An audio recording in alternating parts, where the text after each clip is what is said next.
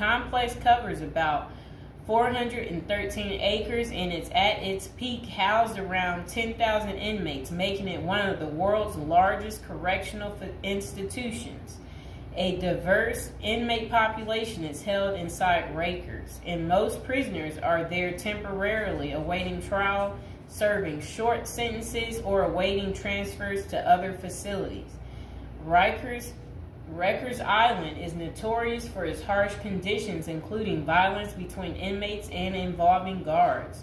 Reports of abuse, neglect, and corruption among staff have been frequent.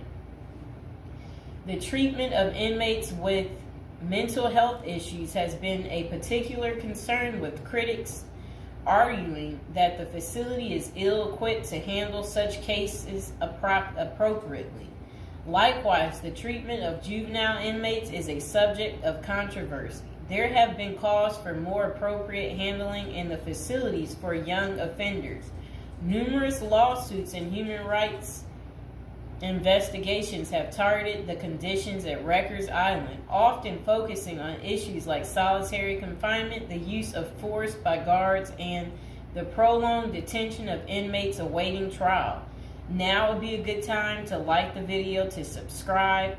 And are you guys enjoying the prison series? Do you like hearing about all the different prisons, learning with me together? If so, go ahead and comment below. So, when visiting Rikers, journalists and prison reforms discovered temporary holding cells described as covered with rotten food, urine, and feces and blood. Inmates were using plastic sheets for blankets and cardboard boxes for beds.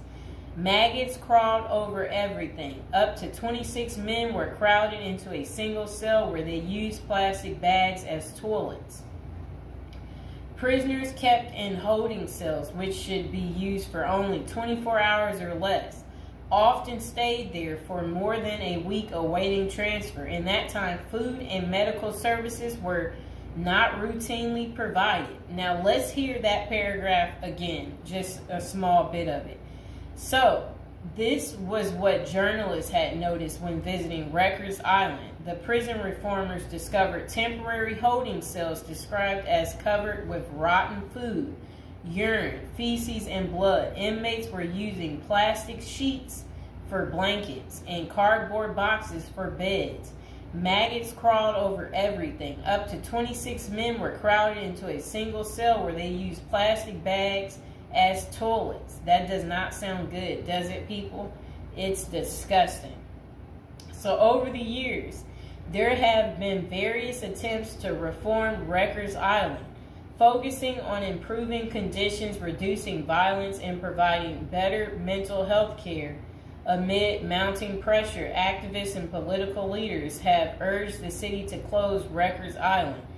In 2019, the New York City Council voted to close the jail completely by 2026, and